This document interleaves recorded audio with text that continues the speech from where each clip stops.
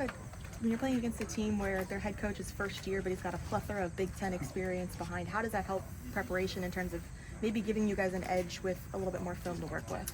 Yeah, I think it's a good opportunity for us in the film room. I mean, he came from Rutgers before, so I mean, he was the defense coordinator there, so being able to kind of look at last year's Rutgers defense, and we're assuming and kind of have seen so far in the first 2 games that UMass has had that he's brought that defense over. So it kind of gives us a good opportunity to see a bunch more film from even the last year Rutgers team instead of trying to look at past what UMass has done. So we got those 2 games, and we got a whole lot more to watch from last year as well. Have you already started picking up tendencies from how they ran the defense at all? Yeah, I mean, they're running it pretty much very similar to what Rutgers was doing last year, which is going to give us a lot of good shots downfield. They run a lot of man coverage and just try to attack us in that way. How would you evaluate your performance after watching film? Yeah, again, it was a tough game last week. I thought it was a very gritty and tough game that we played offensively. There's a lot of opportunities that we left out there. We could have executed a lot better on certain plays, and maybe that would have changed the game. But we headed to the film room, we learned from it, and we're going to continue to progress this year. It's a long season, and we're going to continue to improve every single week. You carried 16 times. Did you expect that? Did that surprise you that it turned into that? Yeah, no, I wasn't really 100% expecting that, but sometimes that's what games turn into.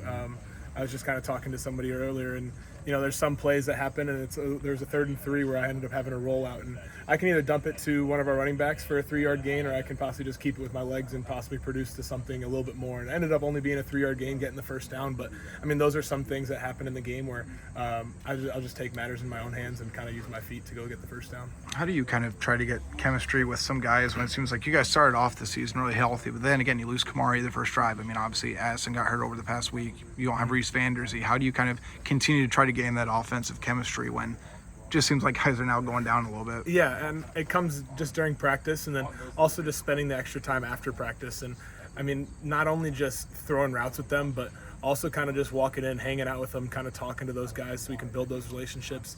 I always think we have great opportunities after practice when we're eating lunch or breakfast, and we can really kind of sit down, have meals together, and really kind of invest in each other, build those relationships, and I think that's going to end up proving on the field these next couple weeks. When you guys are running RCOs, like what are some of the keys you're looking for and kind of processing as you make those moves?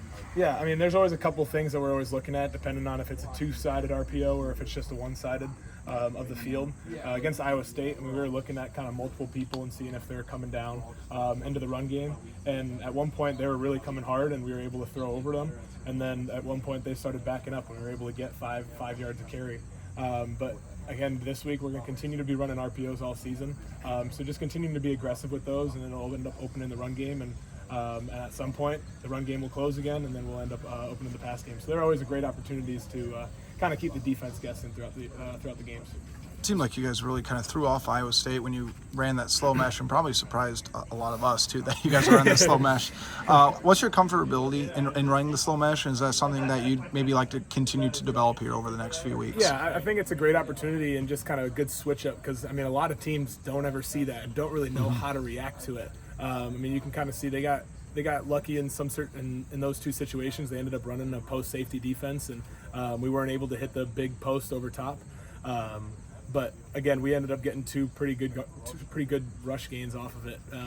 But it's going to be a good wrinkle into the offense. I feel really comfortable with it, and it's going to give us good opportunities to kind of switch up the speed of the game, I guess, on certain plays. Were you aware of it before learning it? No, to be honest, I never even heard of it or saw it. And then once we hired Coach Warren, and all of a sudden I saw it pop on my Twitter like 5 billion times. So like, oh, is Iowa going to run this now? And I was like, it kind of looks pretty cool, and it works really well for him. So, what was it like then, just when you started to learn it and you started to teach it? Yeah, when we first watched the film, I mean, the way that Sam Hartman, when they were running it with him at Wake Forest, I mean, they were throwing tons of touchdowns with it, and they had a bunch of good opportunities. But you got to just continue to be smart with those plays, take the shots when they're given, but then handing the ball off on those plays is okay too, because they usually end up popping out because they're trying to protect the pass, and all of a sudden now there's nobody in the run game. So I always think it's a great opportunity and a great wrinkle into the offense.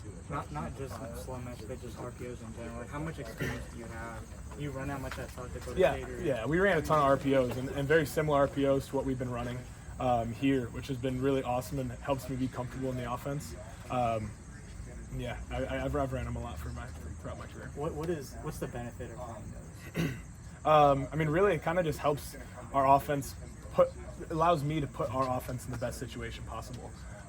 Whether that they end up putting only 5 guys in the box, or if we have 7 guys to block 6, we should have some great run game. But if they end up bringing those safeties down and trying to be aggressive and stopping our run game, it gives me the option to tell our running back I'm not giving it to him and be able to throw the ball downfield. So it really kind of allows me to put us into the perfect situation possible. You said you need to start in end games a little bit better. What are some keys to do that? I mean, one thing is just continue to play fast right off the gate and to execute. I mean, there's a couple plays at the start of the last game. We didn't execute to 100% to what we were expecting. So just being able to kind of either not talk to the guys about it, but have guys be better prepared, or ready to go in those moments when we start off a game can really help us. And then even at the end of the game, just continuing to execute and not get, I guess, I don't know what the word is, maybe not tired, but just continue to execute and do what we need to do in tough situations, and that's going to help us down the road. How do you feel physically? You took a bit of my hit. How do you feel? Yeah, I feel great, to be honest. I mean, my entire body feels awesome. My legs feel great. Shoulders feel awesome too. So there's no complaints there. Knowing, you had a PI play here, a drop pass there, do you guys feel like you're pretty close, to becoming what you want to be? Yeah, and there's a lot of little opportunities that we missed on. Whether that was a couple drop passes or we were really close on that deep one. If you had just ended up, I guess that guy ended up making a good play, kind of just saving it by causing the PI. It could have ended up being a 75-yard touchdown, and I mean that would have changed the game. So there's a lot of little things that, whether that's even blocking assignments, that could have changed the outcome of that one. But I mean, we got to continue to learn from those, and I feel like we were really close. And we had an awesome practice today. Ran a lot of great routes, running just right to our depths, catching all the balls that we were throwing, and I think we're going to continue to progress, and you're going to see that this Saturday and throughout the rest of the year. Mark, South Dakota State was a really well-respected FCS program, has a really loyal following, good media presence, but now that you've kind of been entrenched in the Iowa system, in the Big Ten, how have you kind of, whether it be positive or negative, kind of tuned out the noise and really kind of stay focused on what really matters to you, and that's probably the locker room and everything else? Yeah. The thing that's always the most important thing is always what's going on in the locker room, the guys that are there, the guys that are out at practice every single day. And the media presence at South Dakota State, it was great. It had a great following, a lot of loyalty with the fans. But this is another level. This is a whole nother level. So just kind of trying to, sometimes when I have a bad week, try to stay off social media a little bit, and kind of just being able to focus on what I need to do, and not kind of block out all the outside noise, and kind of know what we have here and what we're doing here every single week.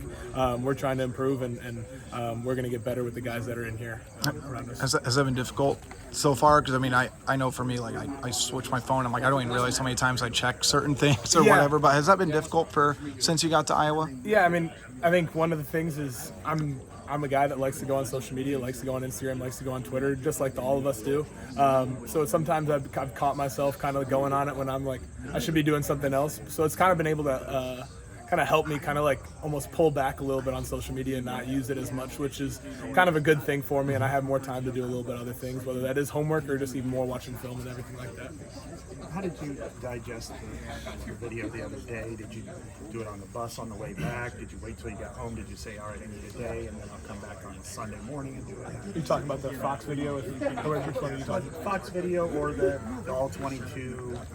Look at your performance. I mean, after the Iowa State game, I was pretty disappointed in the outcome of the game, obviously. So on the way back, I watched it pretty much immediately. Wanted to see where the things that we were mis-executing, and there's a lot of things we learned from. And then after watching it, we ended up watching it again the next day just to try and go over it with coach and kind of go at it as a whole QB room, so we can kind of talk about the different reads that we were seeing and the outcomes of certain different plays. So just continue to learn from that, and once we have that, it's kind of the 24-hour rule. We watch it, we learn from it in those 24 hours, and then we put it away and learn from it and continue to grow. And now we're on to UMass this week, so we're kind of we progress right after those 24 hours are over.